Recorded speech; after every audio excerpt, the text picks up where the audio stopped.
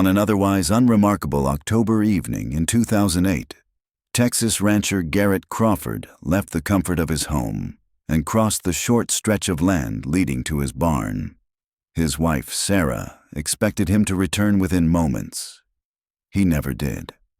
As days turned into weeks and weeks into years, a comprehensive and labor-intensive search yielded nothing. No clues, no footprints, no trail. It was as if the desert terrain had absorbed him completely, leaving no trace behind. And yet, 4 years later, a seemingly mundane jog would unravel the mystery.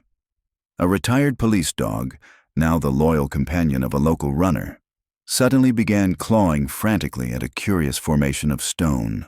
What it revealed would shift the narrative from a tragic disappearance to something far more unsettling. The first report came into Brewster County authorities shortly after 9 p.m. that same October evening. The voice on the line was thin, strained, almost brittle. It was Sarah Crawford. She informed the dispatcher that her husband, Garrett, a 58-year-old rancher, had been missing for hours. Her concern was unmistakable. 2 hours prior, Garrett had stepped out with the intention of investigating a noise, a mechanical clatter in the engine of his weathered John Deere tractor. It was parked in the barn, just a short distance from their modest home. He told Sarah he would only be a minute. That minute turned into hours, and in West Texas, especially in its loneliest stretches, even an hour can feel like eternity. Sarah wasn't immediately worried. Garrett had always been deeply focused when working with tools or tending to his equipment. It wasn't unusual for him to lose track of time when immersed in a task.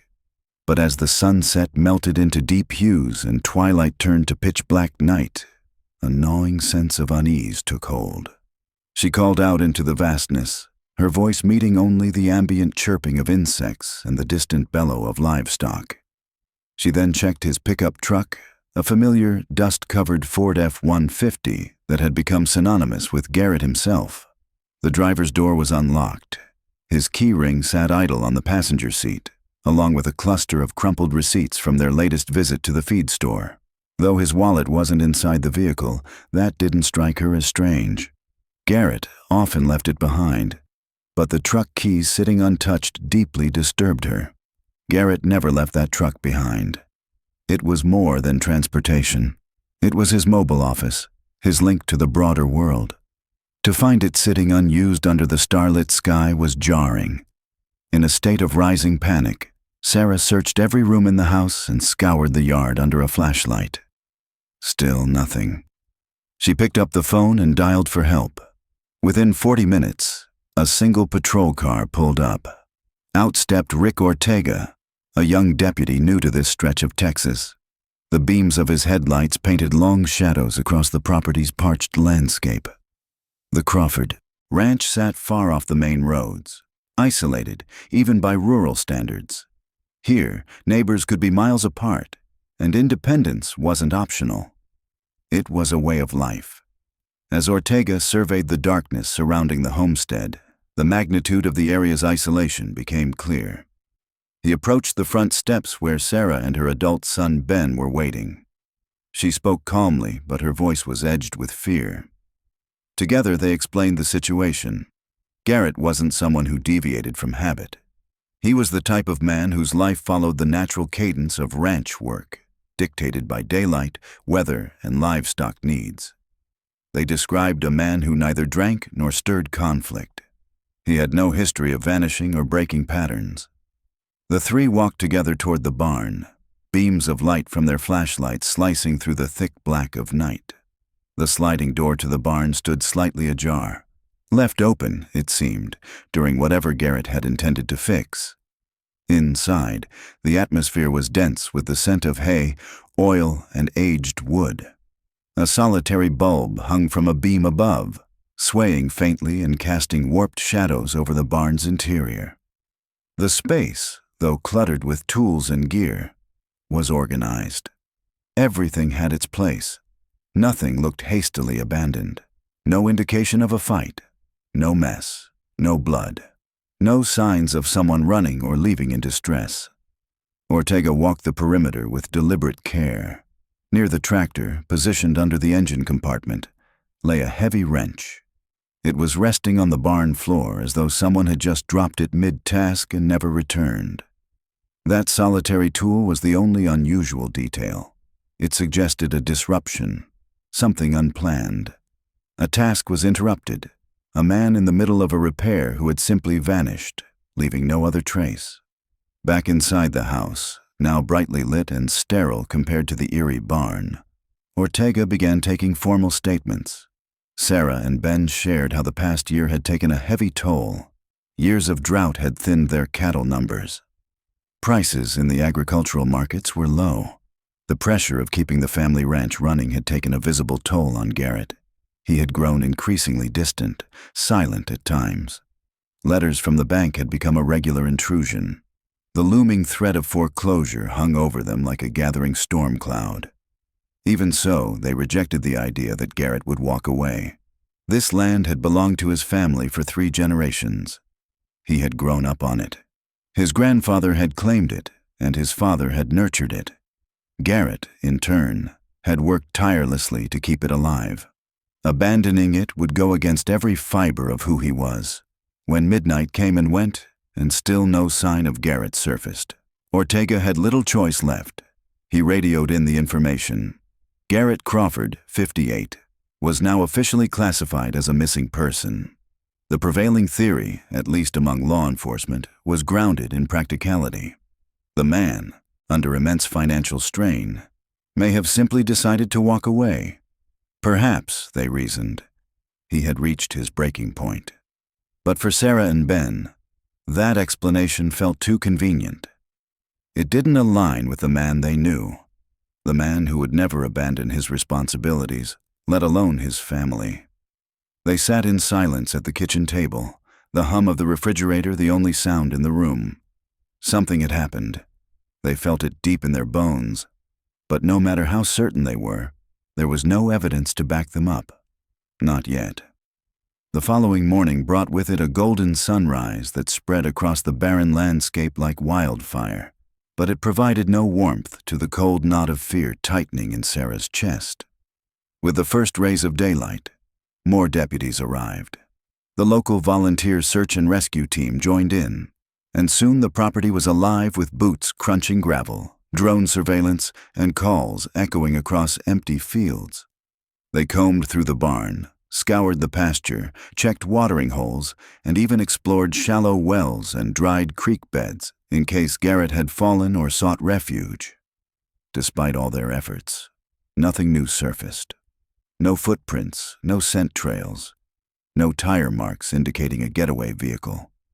The dogs brought in from Alpine lost Garrett's scent before even reaching the barn's far wall. It was as though he had simply evaporated into the dry West Texas air. Word spread quickly across the sparse local communities. Ranchers and neighbors from miles away showed up to assist in any way they could. Many of them knew Garrett personally or through his family name. His disappearance wasn't just shocking, it felt impossible.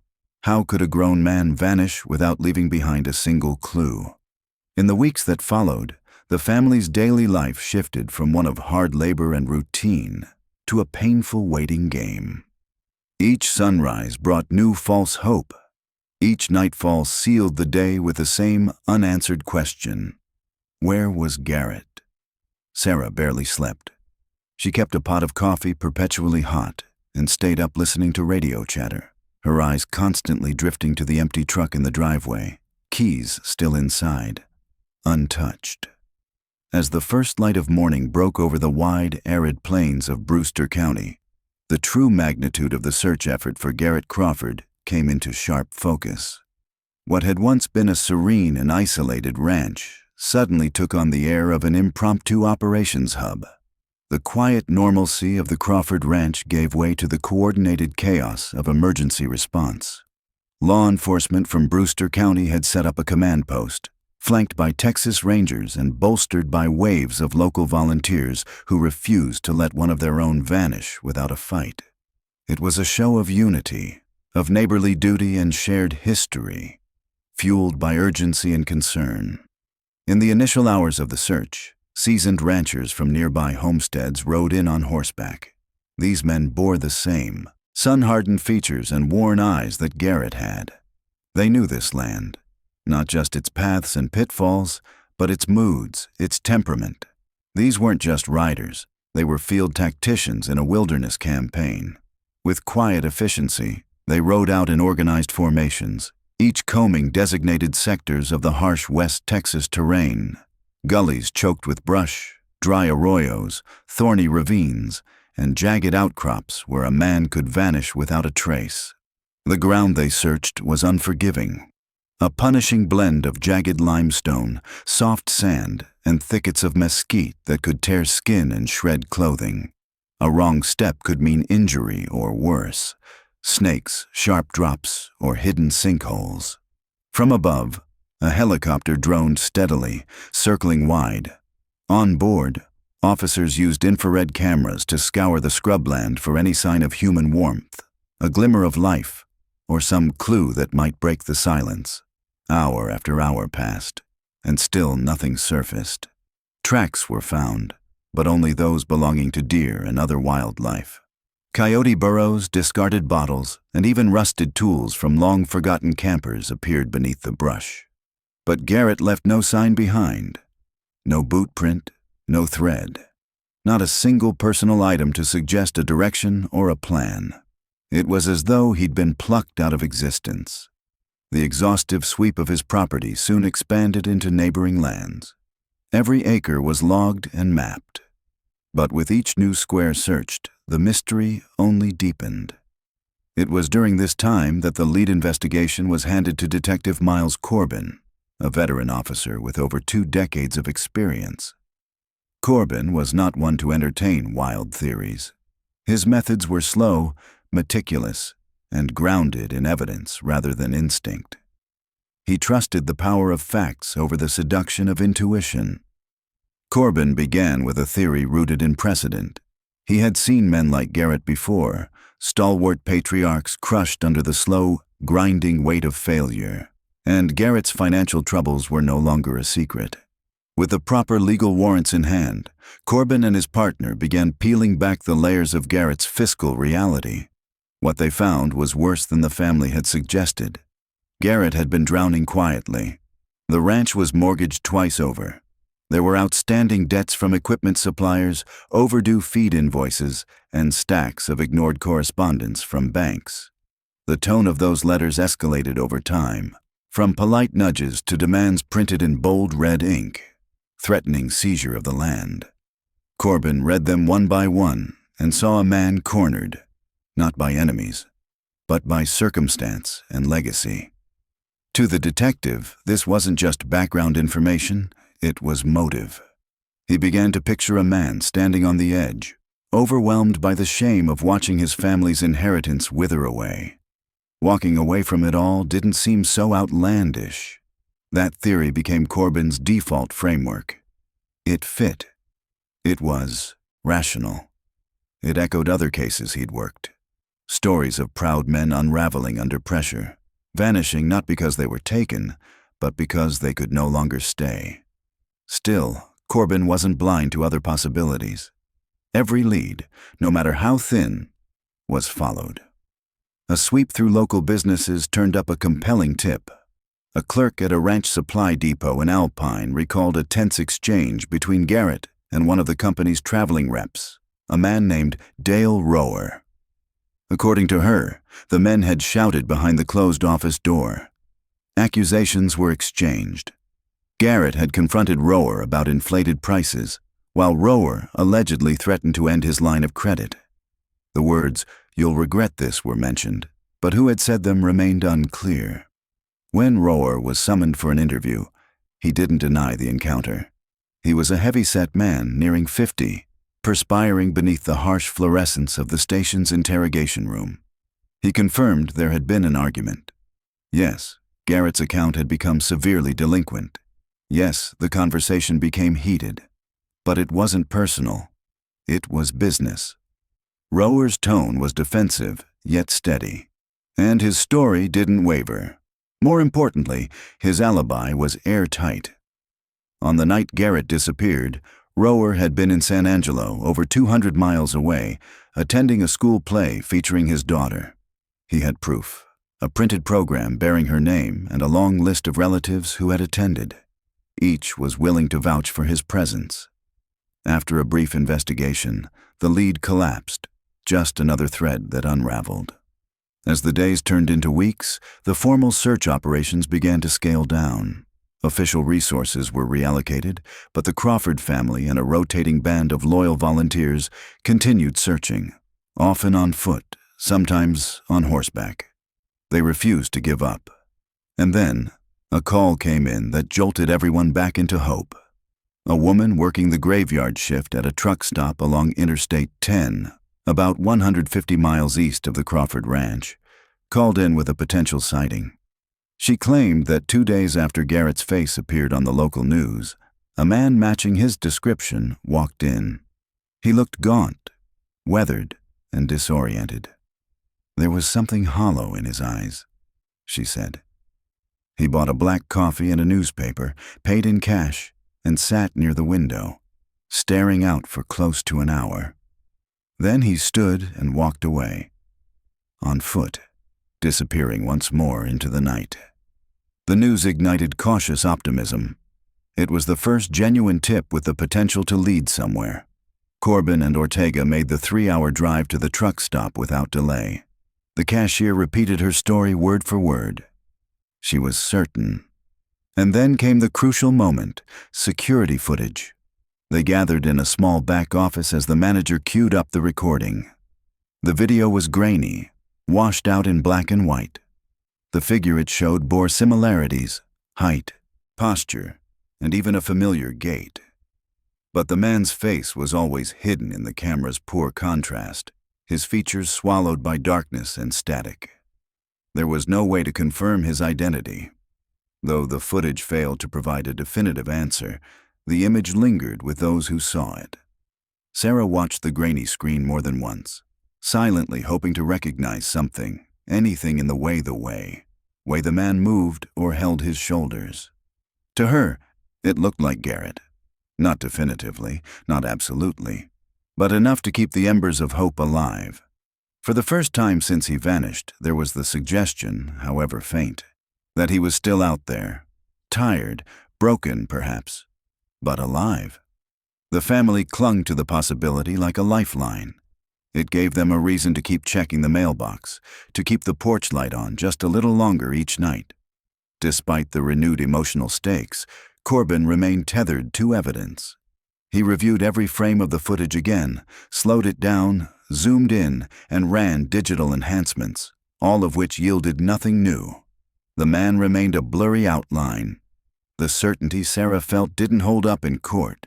It didn't even hold up under the scrutiny of law enforcement standards. Still, the search continued, now with new coordinates to scout and new territory to survey east of the ranch. A sense of exhaustion hung over the team, but so did a sense of obligation. No one wanted to be the one who gave up too early, not when it still mattered. Yet even amid the growing hopelessness, no one involved, not Corbin, not Ortega, not Sarah, could fully accept that Garrett had simply walked into nothing. There had to be a trace, a path, a misstep that could be followed. Somewhere beyond the range of cameras and searchlights, a truth waited, and they weren't ready to stop looking. Just when it seemed like the investigation into Garrett Crawford's disappearance had stalled beyond recovery, Sarah Crawford uncovered something that fundamentally shook the foundation of Detective Corbin's leading theory. She had been methodically sifting through stacks of documents that littered her husband's cluttered desk. Insurance forms, maintenance logs, old receipts, in a desperate attempt to locate their life insurance paperwork. Amid the dusty ledgers and manila folders, her fingers grazed something stiff tucked between pages of an old ledger. She pulled out a business envelope, plain and unmarked. Inside, it contained something extraordinary. Inside was a business-sized check made out to Garrett Crawford from a regional cattle auction company. The amount was precise, $17,450, issued as payment for a modest herd of cattle Garrett had sold about 6 weeks before he vanished. What made it even more astonishing was that the check remained untouched, never cashed or deposited. The paper, crisp and uncreased, looked as though it had just been printed. Sarah wasted no time. She drove straight to the sheriff's department, check in hand, and laid it down in front of Detective Corbin. Her message was clear and concise. If Garrett had intended to disappear and abandon everything, why would he leave behind a sum that large? That money could have bought them breathing room, paid the bills, delayed foreclosure, kept the wolves at bay just a little longer.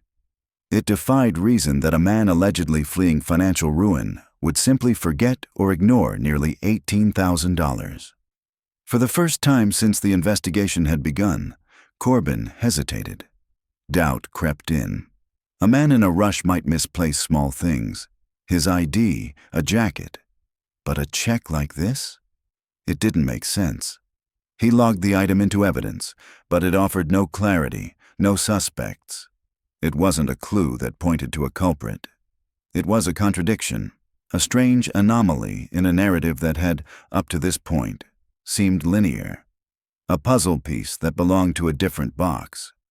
By the time spring arrived in 2009, 6 months after Garrett had last been seen walking toward his barn, the case had cooled to the point of inertia. Leads dried up, sightings stopped. No one came forward. The phones no longer rang. The formal search effort, once a massive coordination of manpower and aerial surveillance, was officially suspended.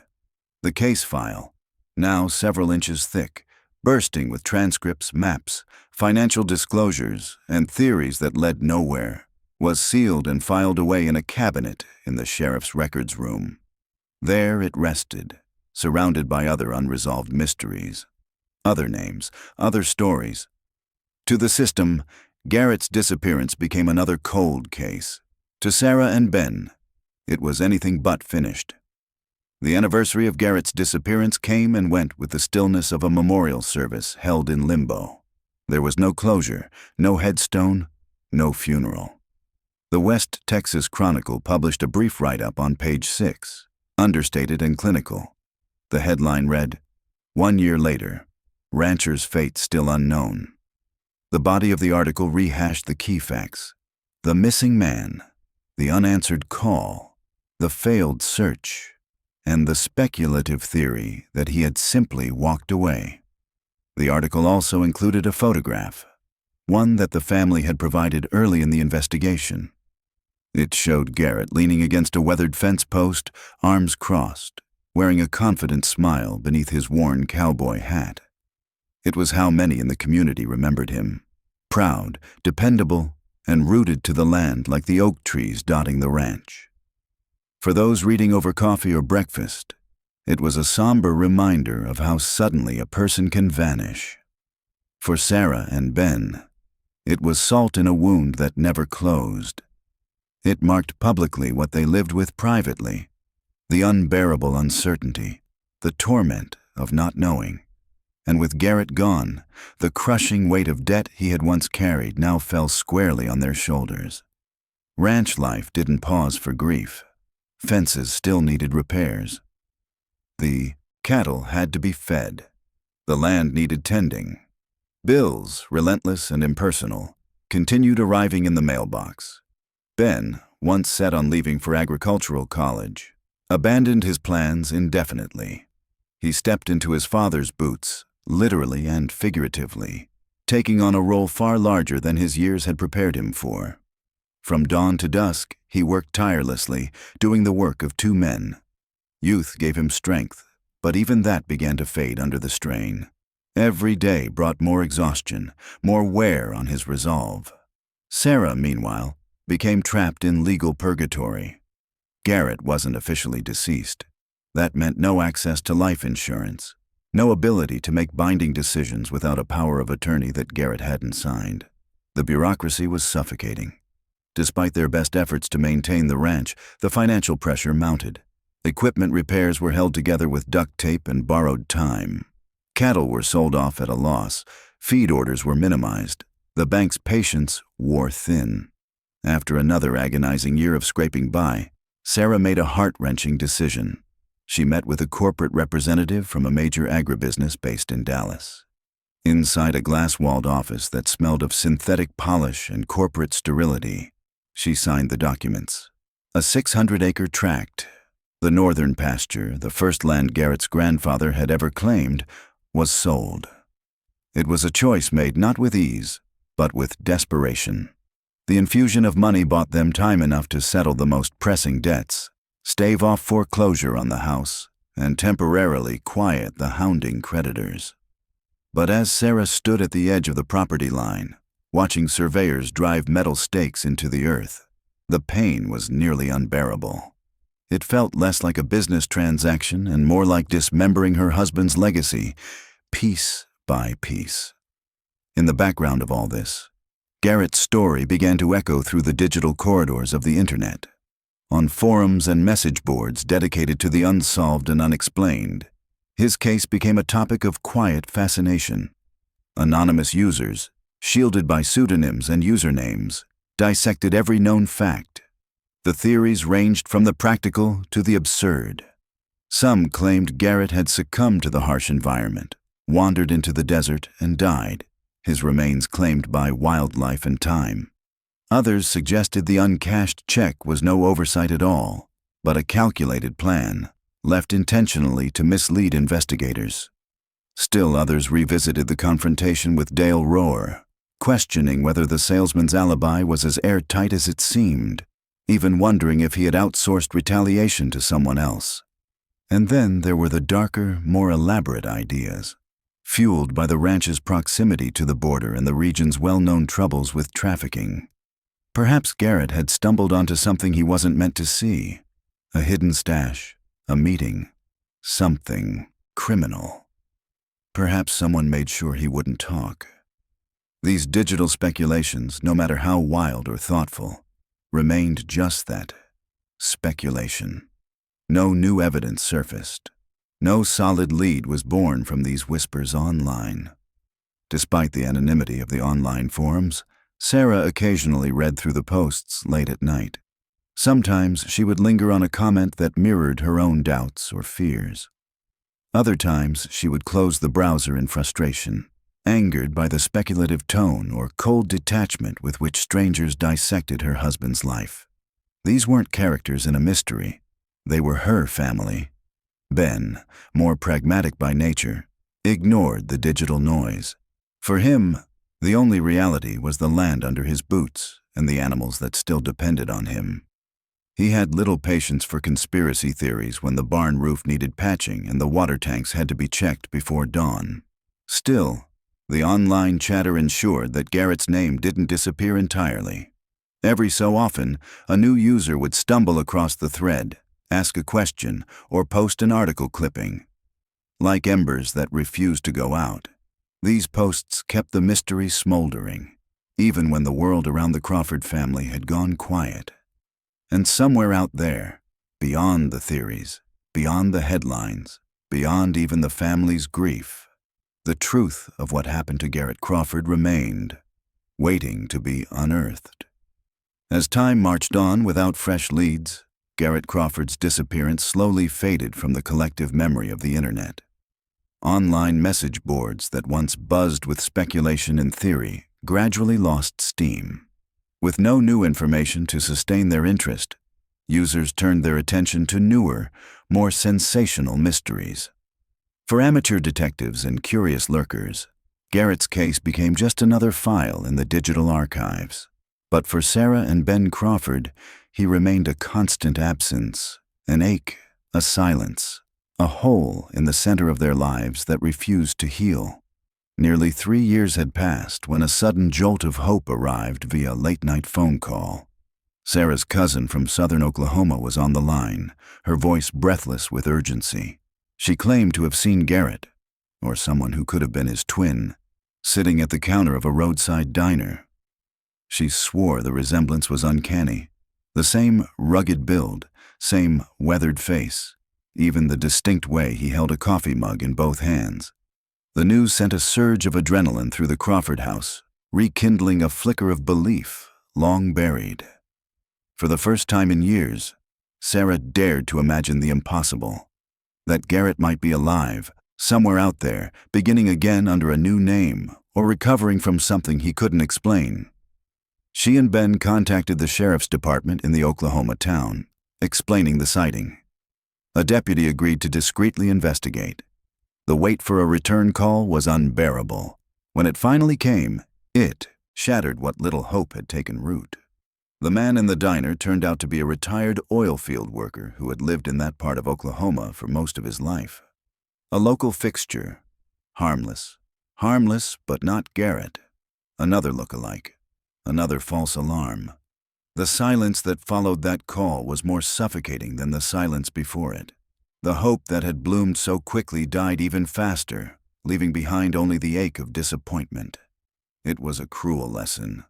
One that Sarah and Ben had learned before, but never got used to. The emotional whiplash of believing, even for a moment, only to be pulled back into the void, was worse than never hoping at all. By the fall of 2012, the 4th year since Garrett vanished, his name had become a kind of whispered legend among West Texas ranchers. A strange, sorrowful tale traded at feed stores and cattle auctions. His case file at the sheriff's office sat untouched in a drawer, the edges yellowing with time. Detective Miles Corbin, now approaching retirement, kept it in the back of his mind.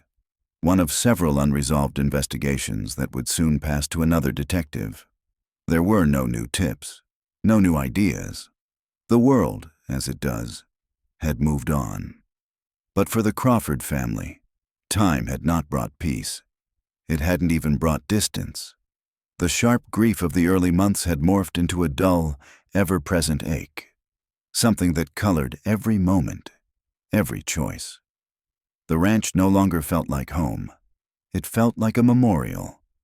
There was a seat at the dinner table that no one used, a toolbox in the barn that remained untouched. Sarah had grown accustomed to Garrett's absence, but not to the emptiness he left behind. Ben had matured in his father's shadow. He bore the same quiet intensity now, his expression hardened by years of work and worry.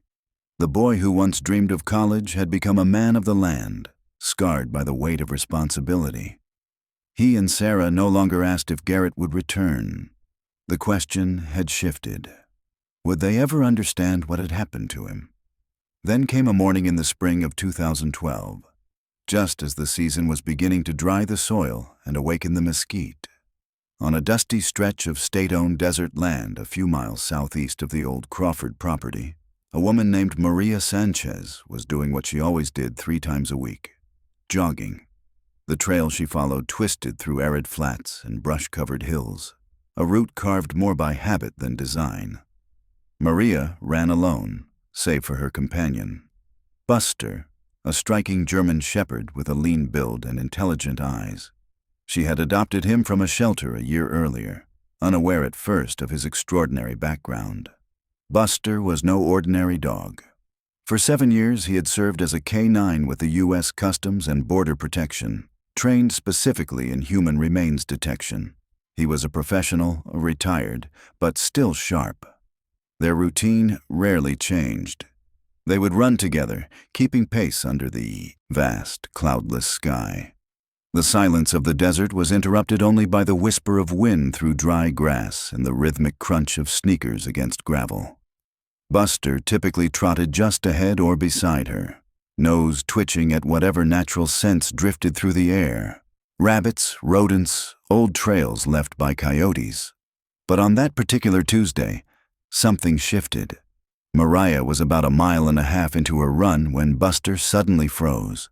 His entire body went rigid, ears drawn back, and a deep, primal whine escaped from his throat. Maria slowed, confused. She called to him, but he didn't move. Then, with startling speed, Buster darted off the path, cutting across the brush in a beeline toward a cluster of low sandstone formations about 50 yards away. Maria shouted after him, but he didn't respond. He was locked in, fully alert. She chased after him, heart pounding. Buster had stopped at a peculiar-looking slab of rock, broad and flat, sitting at an angle that didn't quite match the natural landscape.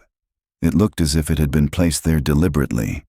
He began barking, not in alarm, but in that focused, insistent way Maria had come to associate with discovery. Then he dug, fast and furious, sending plumes of soil and small stones into the air. A cold, creeping dread crawled over Maria's skin. She had read about cadaver dogs before. She had seen Buster sniff out roadkill and move on. This was different. He wasn't curious. He was alert. The smells around her were typical. Dirt, dry sage, the heat of the rocks. But Buster's reaction didn't lie. Something was under that slab, and whatever it was, it had triggered years of training buried just beneath the surface of his gentle retirement. Maria called him again, more urgently this time, but Buster continued digging, possessed by instinct. She stood frozen, the sound of his claws scraping against rock echoing across the otherwise silent desert. Her heart thudded against her chest. She looked around, half expecting someone to appear, to confirm or deny the fear now blooming in her gut. But she was alone, except for her dog, and whatever lay beneath the sandstone. Her hands trembled as she reached for her phone. She dialed 911, barely aware that her voice was shaking. Her breath was shallow as she relayed her location and described what had happened. She didn't use Garrett's name. She didn't even know it. But in that moment, her discovery set into motion the unraveling of a mystery that had remained buried for far too long. The dispatcher on the other end listened carefully, asking her to stay put but not to disturb the site any further. Maria nodded instinctively, though there was no one to see her. She pulled Buster back gently, clipping his leash to his harness as he let out a reluctant growl, not wanting to stop. She stroked his back, trying to calm them both. Minutes felt like hours. The sun beat down without mercy. Maria found a nearby rock and sat, her eyes never straying from the disturbed earth beneath the sandstone. Buster remained on edge, ears flicking at every sound, nose still twitching toward the spot he had unearthed. Neither of them moved much. They waited in silence for the sound of tires on gravel, for the dust plume that would signal someone was coming.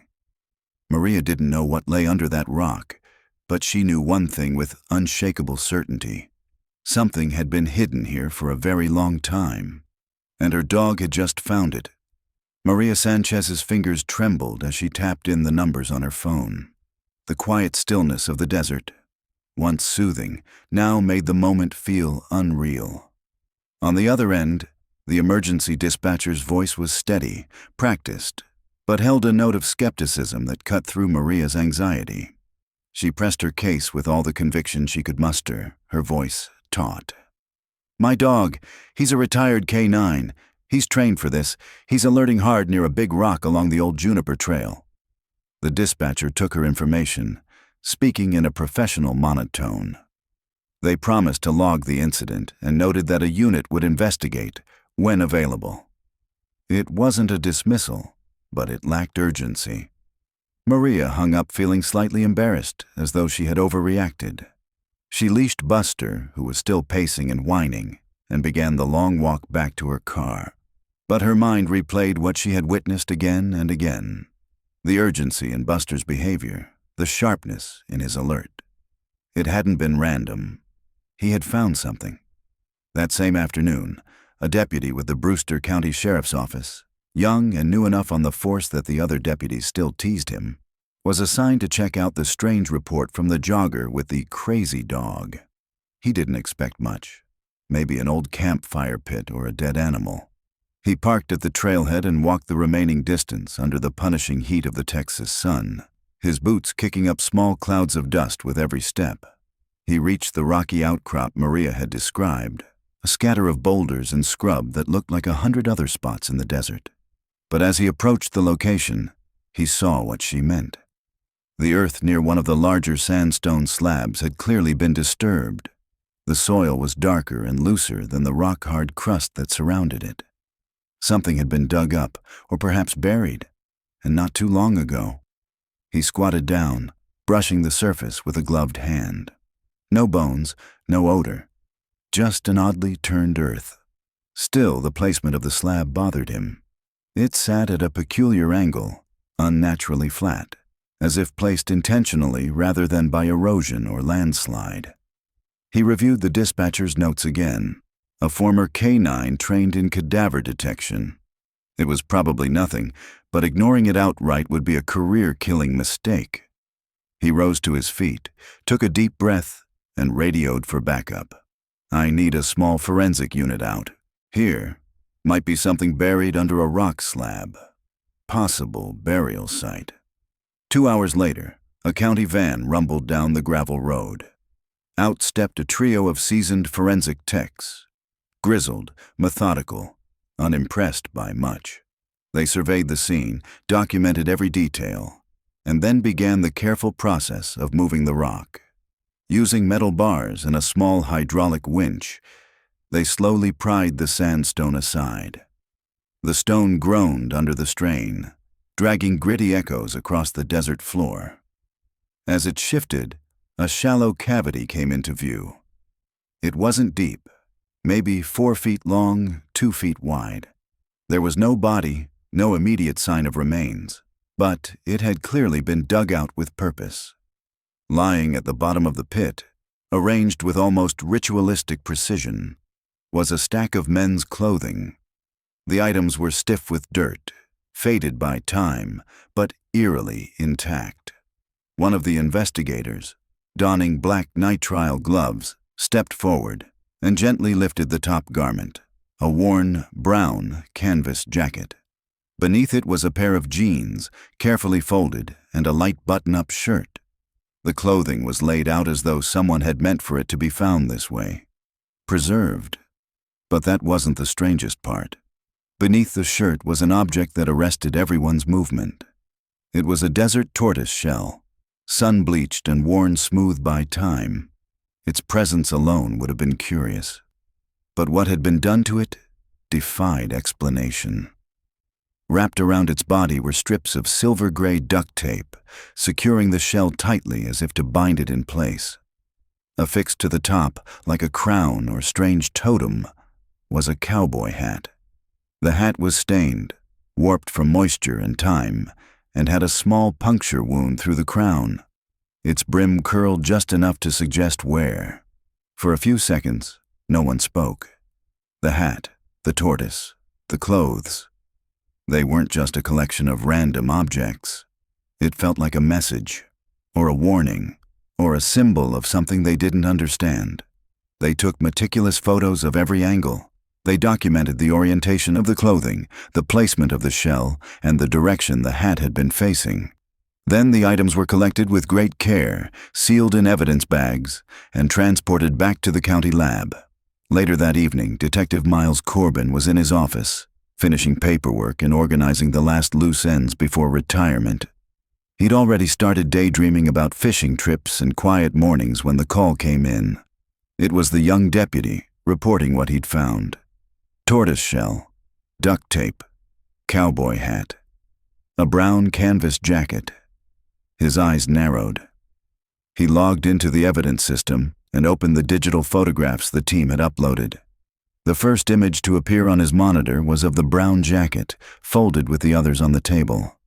His heart rate quickened. He clicked to the next photo. The hat. Light tan, sweat-stained, dented in a familiar pattern. Corbin's gut clenched. The memory was, immediate. He rose from his desk and made his way to the records room, unlocking the cold case cabinet with the key he always kept in his pocket. The drawers groaned as he pulled them open, and he flipped through the hanging folders until he found the one marked Crawford Garrett. He carried the file to the nearest table and spread its contents open. There, staring back at him from the top sheet, was the missing person flyer from 2008. Garrett Crawford, leaning casually against a wooden fence, was wearing that same brown jacket. Corbin glanced between the flyer and the photo on his monitor, then back again. Same creases in the elbows, same discoloration near the cuffs. It was the same coat. He sat heavily in his chair, the weight of 4 unresolved years settling on his shoulders. The strange cache in the desert wasn't just strange, it was connected. Somehow, somewhere beneath that sun-baked soil was the first real break in the case he thought would go with him into retirement, and it had been found not by a detective, not by a tipster, but by a jogger and her dog. Corbin called the evidence technician and told them to flag the materials for urgent review. They'd need full DNA analysis, soil composition, everything. He wasn't letting this one go cold again. Not now. Outside the evidence room, the lab technicians prepared to begin the slow, meticulous process of analyzing every trace. Under a microscope, dust and fiber would tell their story. Meanwhile, Corbin called in a forensic anthropologist from the state university. If there was any biological trace left behind in the pit, hair, bone, blood, they would find it. He also placed a call to Sarah Crawford. It had been years since they'd last spoken. His voice, gravelly and low, delivered the news gently. He didn't say they had found Garrett. Not yet. But something had been uncovered. Something strange, and she needed to know. Sarah listened in silence. Then she asked, very quietly, "Was it his hat?" Corbin hesitated. Then he said, "I think so." The line was quiet again. Then Sarah whispered, "Thank you," and hung up. As Detective Corbin stared at the computer screen, he could no longer deny the truth staring back at him. Perched atop the tortoise shell in the photograph was the exact same light tan cowboy hat that had once adorned Garrett Crawford's head. The familiar creases in the brim, the small puncture in the crown. It was a mirror image of the photo tucked inside the cold case file. Corbin's pulse slowed, then quickened again. The realization hit like a thunderclap. After years of painful silence, the desert had finally spoken. This was no longer an investigation shrouded in uncertainty. It had transformed, decisively, into a homicide case. There was no room for alternative explanations. Garrett hadn't simply wandered off into the desert or chosen a life away from his burdens. Someone had ended his life and left a cryptic, horrifying symbol behind. And now Corbin faced one of the most emotionally taxing responsibilities a law enforcement officer can bear: delivering the final, devastating news to the family. Driving the familiar dusty stretch toward the Crawford Ranch, Corbin's knuckles whitened around the steering wheel. Every bump of the gravel seemed to echo the dread in his chest. As a seasoned detective, he had delivered difficult news before, but this was different. For 4 long years, Sarah Crawford had clung to a flicker of hope, however faint. To show up at her door now meant extinguishing that last ember for good. He found her on the front porch, hands sunk into a pot of red geraniums. She looked up, her expression unreadable at first, but her eyes gave her away. She recognized the car. She recognized the look on Corbin's face. Without a word, she stood and followed him into the house. Corbin had deliberately left the physical evidence behind. The items recovered were too personal, too disturbing to be displayed in person. Instead, he unfolded a series of high-resolution photographs on the kitchen table, the same table where he had once taken Sarah's initial missing person statement. He started with the jacket, then the jeans. Sarah froze, her eyes filled with unspoken understanding. Her breath caught in her throat, a sharp intake of pain. When Corbin slid forward, the image of the hat, dirt-caked, wrinkled, but unmistakably Garrett's. Her composure broke. A single tear cut through the dust on her cheek as her shoulders began to tremble. With a voice like sandpaper, she confirmed what Corbin already knew. Those were Garrett's clothes, the exact ones he had been wearing the night he vanished. Any hope that he had left voluntarily, however irrational, was gone. Now she faced a colder truth. Someone had taken him violently. She was, at last, a widow. Back at the sheriff's department, the mood among the investigators had shifted. The strangest piece of evidence, the tortoise shell, had become the focus of intense scrutiny. Why would someone bury clothing alongside an old shell? Why tape a cowboy hat to it? It wasn't just a hiding spot. It was symbolic. It was deliberate.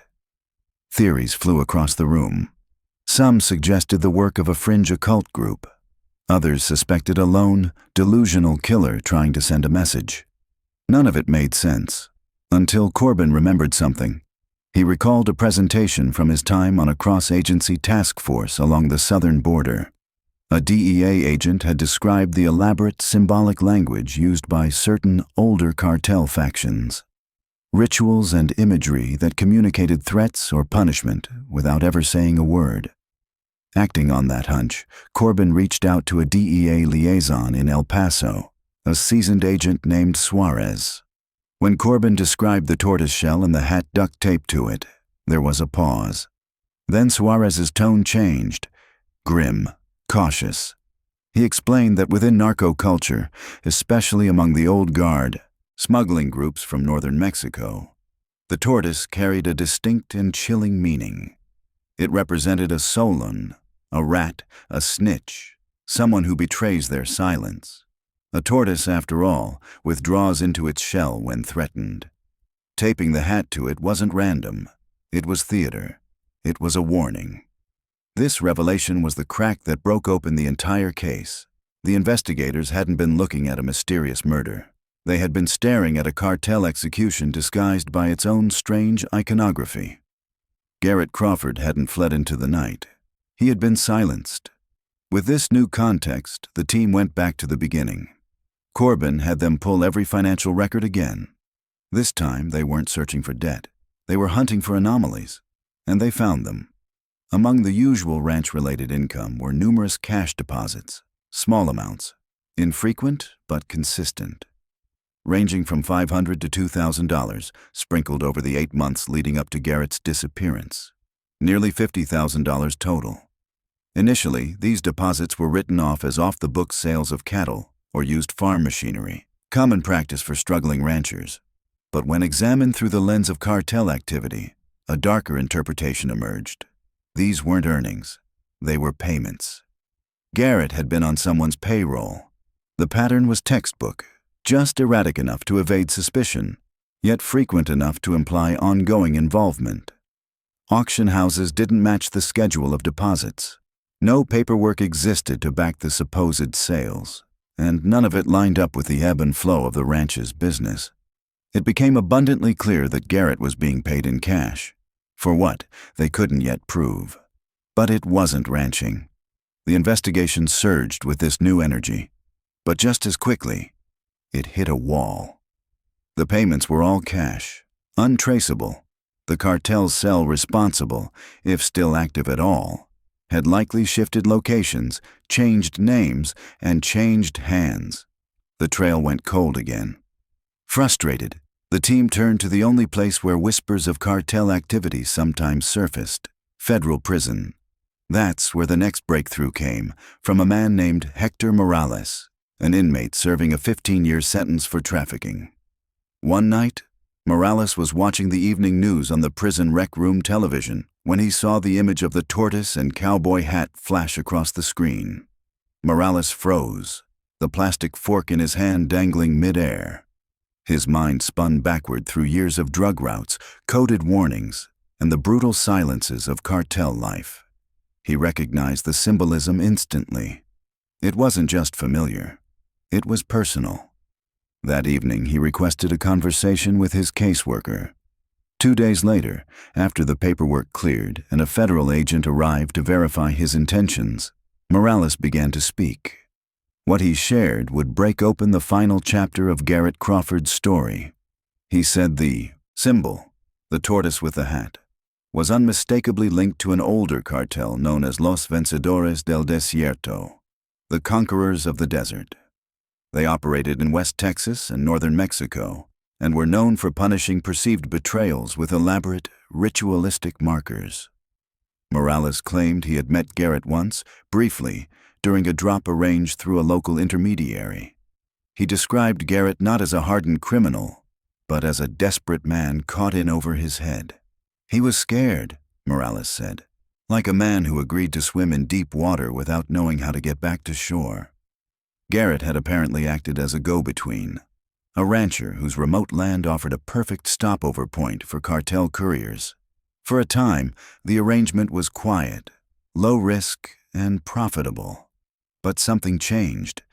Morales suspected Garrett had expressed regret, or worse, considered backing out. Maybe he voiced the idea to the wrong person. Maybe he hinted at turning himself in.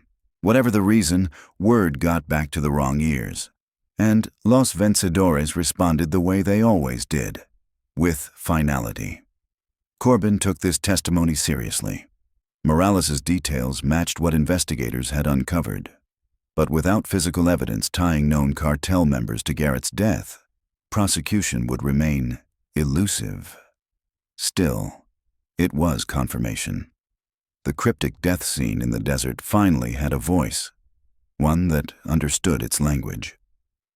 As the evening news flickered across the worn television in the federal penitentiary's common room, Hector Morales, seated quietly with a tray of cafeteria food, froze mid-bite. The anchor's voice droned on about a mysterious desert discovery, something dubbed by local media as the Turtle Shell Grave. But it wasn't the name that caught Morales's attention. It was the image. Weathered clothing, a duct-taped tortoise shell, a cowboy hat sunken in dust. Morales recognized it immediately, and more importantly, he recognized the message. He pushed his food away and stared blankly at the screen. That burial wasn't a random act. It was cartel language. It was a ritual. It was a warning. He knew exactly who used to operate in that stretch of Texas, and he knew what that symbol meant. For Morales, this was more than a flash of memory. It was an opportunity. Facing more than a decade left on a 15-year sentence, Morales instructed his attorney to contact the Brewster County District Attorney's Office. He had information about a murder, Garrett Crawford's murder. The DA's office, cautious but intrigued, reached out to the Sheriff's Department and federal agencies. A tentative deal was arranged. Morales would talk in exchange for consideration of a sentence reduction and a transfer to a lower-risk facility. The details would depend on the value and verifiability of his information. Detective Miles Corbin and DEA agent Suarez traveled to the penitentiary to conduct the interview personally. Morales was no cartel kingpin, but he had been embedded in the organization for years. His experience made him valuable. When they met him, he appeared skittish, constantly checking the door, his shoulders twitching with every distant noise. Even in federal custody, the long shadow of cartel justice loomed large.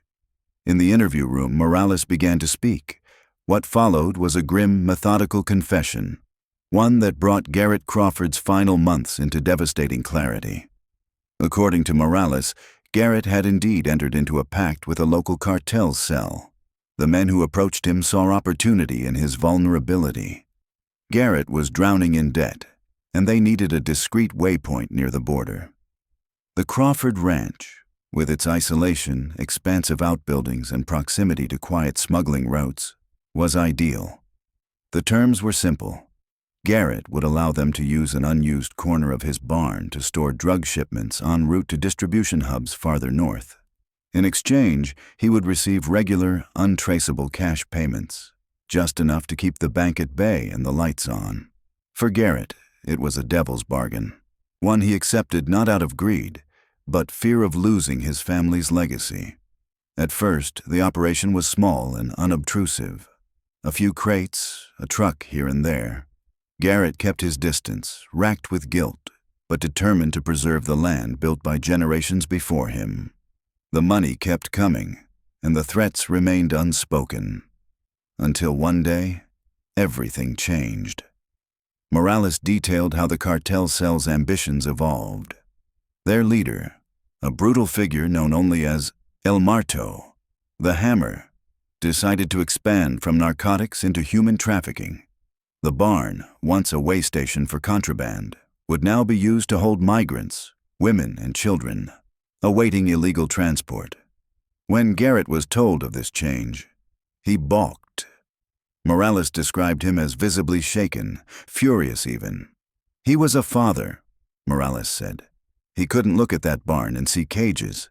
He couldn't let them turn his land into something like that. Garrett refused the new terms. Worse, he told the cartel's liaison that the deal was off, that he wanted them off his land immediately. And in a moment of defiance, he made the mistake of threatening to go to the police. He never did, Morales said, but he didn't have to.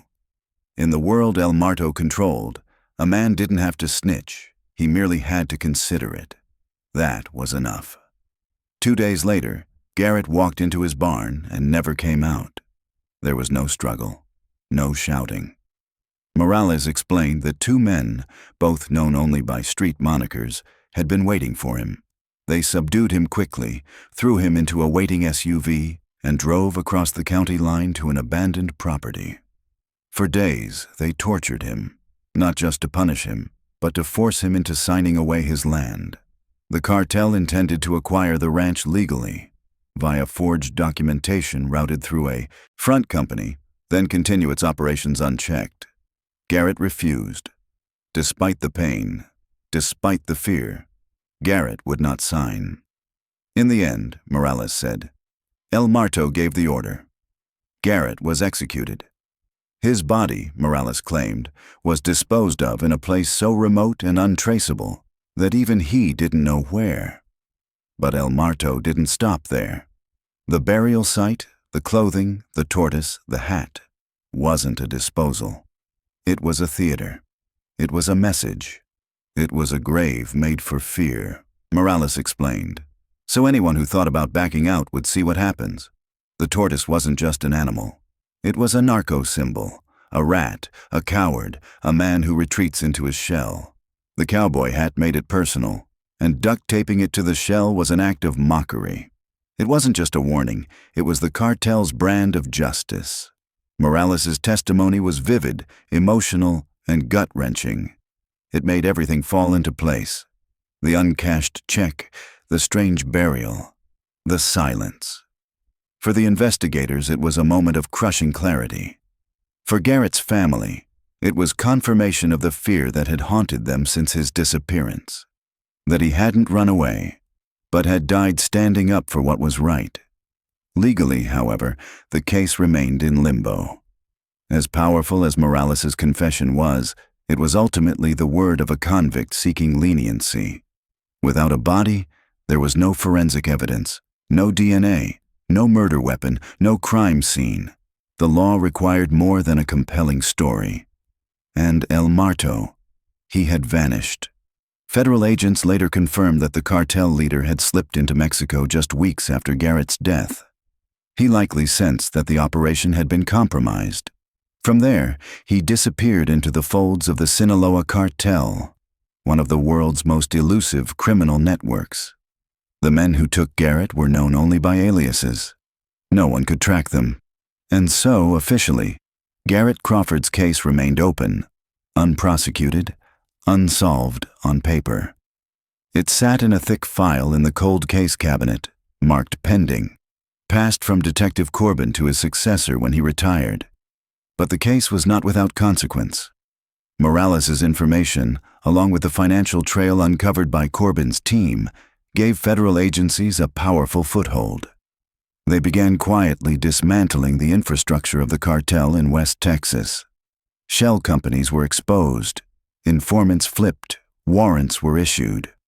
In time, a broader investigation was launched, one that spanned multiple states and involved Homeland Security, DEA, and local task forces. It was dubbed Operation Tortoise Trail, and though it would take years to bear fruit, it began with Garrett Crawford, a man who made one desperate choice and paid for it with everything he had. In the 2 years that followed Hector Morales' confession, the information extracted from the Crawford case served as the cornerstone for an expansive investigation that stretched well beyond Brewster County. Federal and local authorities, equipped with new leads and a deeper understanding of Los Vencedores del Desierto's operating procedures, executed a series of coordinated raids and undercover stings across Texas and neighboring border states.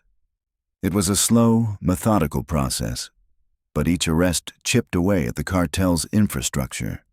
Hidden caches of narcotics were uncovered. safe houses were dismantled, and, crucially, the money trails, previously buried beneath layers of shell corporations, were exposed. The cartel cell that had ensnared Garrett Crawford in its operations was methodically broken apart. Its members, while never prosecuted specifically for Garrett's death due to the lack of physical evidence, were held accountable for a host of other crimes: trafficking, money laundering, kidnapping, and illegal arms possession. In a tragic yet undeniable way, Garrett's sacrifice had served a higher purpose. His death became the catalyst that prevented others from falling into the same trap of desperation and silence. For Sarah and Ben Crawford, the confirmation of what had truly happened to Garrett was a double-edged sword. The endless uncertainty that had haunted their days was finally gone, replaced by a heavy but honest grief. He had not been a coward. He had not abandoned them. The man they had loved had stood up to something monstrous and had refused to bend. Garrett's final act, defying the demand to turn his home into a prison for the innocent, was a defining moment of character. He had drawn a line in the sand, and when tested, he stood firm. Despite that strength, the ranch could not survive the storm left in his absence. The early land sale had been a temporary fix. Without Garrett's labor, guidance, and presence, the mounting pressures, emotional, financial, logistical, proved too great. Bit by bit, the property was sold off, swallowed by larger agribusinesses and development firms. The iconic old barn, once the heart of the Crawford legacy, was razed to make way for modern machinery. The legacy Garrett fought to preserve, measured in acres and generations, had finally come to an end.